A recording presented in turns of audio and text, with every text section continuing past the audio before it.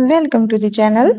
आज एक बार फिर मैं आपके लिए बहुत ही अहम और मुफीद स्ट्रक्चर लेकर आई हूँ जो आपकी डेली लाइफ में बहुत मददगार साबित होगा। इसलिए वीडियो के आखिर तक मेरे साथ रहिए ताकि आप पूरा कॉन्सेप्ट अच्छी तरह से समझ सकें और इसे अपनी डेली लाइफ में एतमाद के साथ इस्तेमाल कर सकें। आज हम सीखेंगे कि जब हमें बोलना हो यहीं कहीं तो इसे इंग्लिश में कैसे बोलेंगे। देखिए, इस स्लाइड में मैंने सिर्फ फ्यूचर वाले सेंटेंसेस ही लिखे हैं, लेकिन अगली स्लाइड में हम ये भी देखेंगे कि अगर यही सेंटेंसेस पास्ट या दूसरे टेंसेस में हो तो इन्हें कैसे बनाया जाता है, क्योंकि फ्यूचर और पास्ट में इन स्ट्रक्चर में फर्क आ जाता है। चलिए शुरू करते हैं आज की क्लास। और अगर आप चैनल पर न्यू हैं तो चैनल को सब्सक्राइब कर लें ताकि हर न्यू आने वाली वीडियो का नोटिफिकेशन आपको मिल सके। तो यहीं कहीं का मतलब क्या होता है? जब हम कहते हैं वो यहीं कहीं होंगे, मेरा फोन यहीं कहीं होगा, उसका घर यहीं कहीं होगा, वो यहीं कहीं छुपे होंगे, वो यहीं कहीं घूम रहा होगा, बच्चा यहीं कहीं खेल रहा होगा। तो इनमें दो मुख्तलिफ किस्म के सेंटेंसेस हैं। फर्स्ट टाइप है वो यहीं कहीं होंगे, मेरा फोन यहीं कहीं होगा और इसका घर यहीं कहीं होगा। इन सेंटेंसेस में कोई एक्शन नहीं हो रहा, यानी यहाँ कोई मेन एक्शन वर्ब नहीं इस्तेमाल हुआ। दूसरी टाइप में है वो यहीं कहीं छुपे होंगे, वो यहीं कहीं घूम रहा होगा, बच्चा यहीं कहीं खेल रहा होगा। इन सेंटेंसेस में एक्शन मौजूद है, जैसे छुपना, घूमना, खेलना। इसलिए इन दोनों किस्म के सेंटेंसेस के स्ट्रक्चर में थोड़ा फर्क होगा। यहीं कहीं के लिए इंग्लिश में कौन सा फ्रेज इस्तेमाल करेंगे?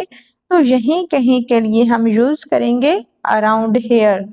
याद रखिए, अगर हमें किसी शख्स या चीज की सही जगह मालूम होगी तो हम बोलेंगे he is here।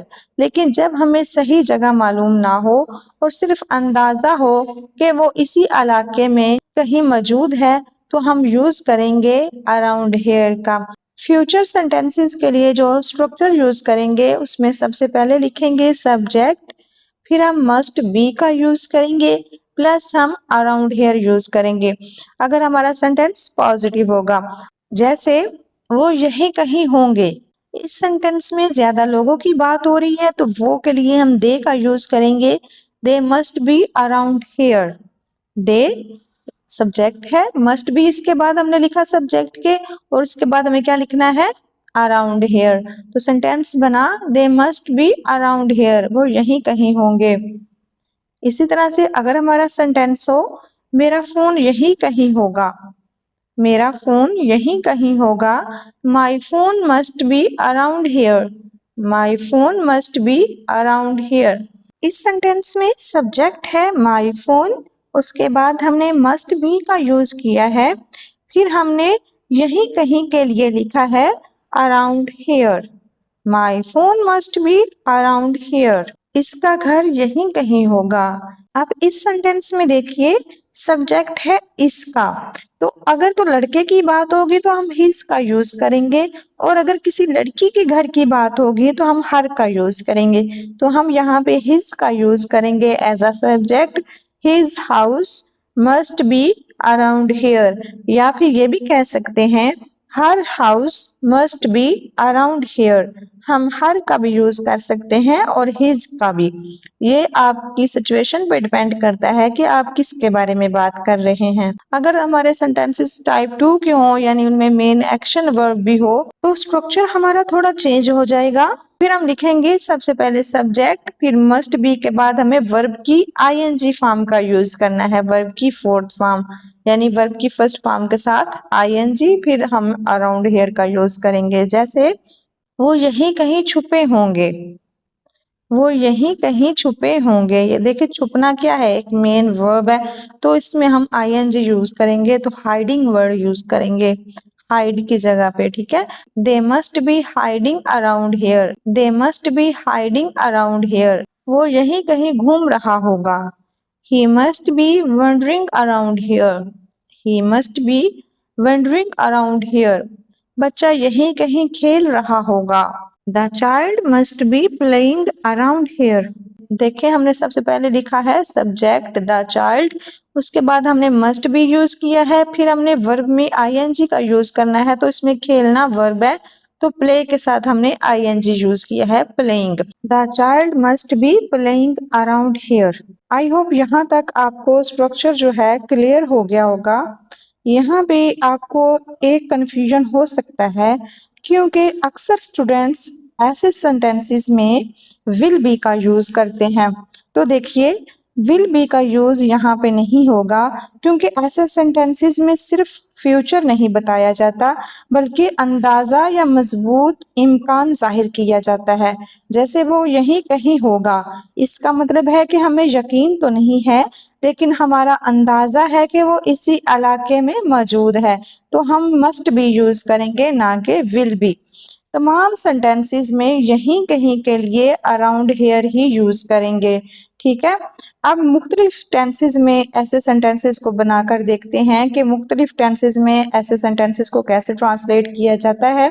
अगर हमारा सेंटेंस पास्ट में हो, जैसे मेरी चाबी यहीं कहीं थी, तो क्या सेंटेंस बनेगा the key was around here, the key was around here.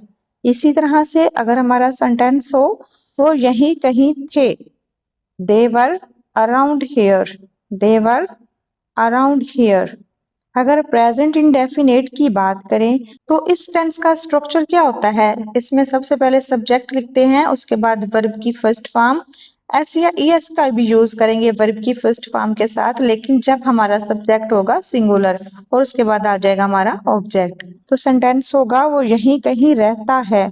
देखिए लास्ट पे आ रहा है ता है, तो यहाँ पे सब्जेक्ट हमारा वो है तो वो के लिए ही आ जाएगा ही लिव्स अराउंड हियर। देखें ही जो है सिंगुलर सब्जेक्ट है तो हमने वर्ब के साथ एस या ईएस का यूज करना है, तो रहने के लिए हम यूज करते हैं लिव और इसके साथ हमने एस का यूज किया ही लिव्स अराउंड हियर। अगर हमारा सेंटेंस पास्ट कंटिन्यूअस टेंस का हो तो इस टेंस का जो स्ट्रक्चर होता है उसमें सबसे पहले सब्जेक्ट आएगा, उसके बाद हेल्पिंग वर्ब यूज होगा वॉज या फिर वर्ब, फिर हम वर्ब की फर्स्ट फॉर्म के साथ आईएनजी यूज करेंगे और लास्ट पे आ जाएगा हमारा ऑब्जेक्ट। तो यहीं कहीं के लिए हम लिख लेंगे अराउंड हियर। अगर हमारा सेंटेंस हो जैसे वो यहीं कहीं बैठे थे, वो बैठे थे, ये सेंटेंस हमारा पास्ट कंटिन्यूअस का है तो सेंटेंस बनेगा दे वर सिटिंग। यहीं कहीं के लिए हम लिख लेंगे अराउंड हियर, वो यहीं कहीं बैठे थे, they were sitting around here. अगर सेंटेंस पास्ट इंडेफिनिट का हो तो पास्ट इंडेफिनिट का स्ट्रक्चर क्या होता है, इसमें हम सब्जेक्ट लिखते हैं सबसे पहले और उसके बाद आ जाती है वर्ब की सेकंड फॉर्म और लास्ट पे आ जाएगा हमारा ऑब्जेक्ट। जैसे अगर हमारा सेंटेंस हो मैंने उसे यहीं कहीं देखा था, मैंने उसे देखा था, उसे के लिए हिम का भी यूज कर सकते हैं और हर का भी। अगर लड़के की बात होगी तो हिम यूज होगा और अगर लड़की की बात होगी तो हर का यूज करेंगे। आई सा हिम या फिर आई सा हर। यहीं कहीं के लिए लिख लेंगे अराउंड हियर, मैंने उसे यहीं कहीं देखा था, आई सा हिम अराउंड हियर या फिर आई सा हर अराउंड हियर। अगर हमारा sentence present perfect passive voice sense में हो, जैसे मेरी घड़ी यहीं कहीं खो गई है, तो सेंटेंस बनेगा my watch is lost around here. या फिर हम ये भी कह सकते हैं my watch has been lost somewhere around here. आपको सिर्फ ये याद रखना है कि यहीं कहीं के लिए अराउंड हियर यूज करेंगे और इसके बाद सेंटेंस हमारा जिस भी टेंस में होगा उसी टेंस के अकॉर्डिंग हम उसको ट्रांसलेट करेंगे और यहीं कहीं के लिए हम लिख लेंगे लास्ट पे अराउंड हियर। सेंटेंस हमारा चाहे किसी भी टेंस का हो लेकिन यहीं कहीं के लिए अराउंड हियर का ही यूज होगा। ये लास्ट वाला सेंटेंस आप ट्रांसलेट कीजिएगा, मेरा मोबाइल फोन यहीं कहीं खो गया है, मेरा मोबाइल फोन यहीं कहीं खो गया है। बहुत ही इजी सेंटेंस है, आई होप आप इसको इजीली ट्रांसलेट कर पाए। आज का स्ट्रक्चर भी काफी यूजफुल था, हमारे डे टू डे लाइफ में काफी ज्यादा इसका यूज होता है। आज की क्लास में हमने इस स्ट्रक्चर को 1 बाय 1 तमाम टेंसेस में ट्रांसलेट करना सीखा है।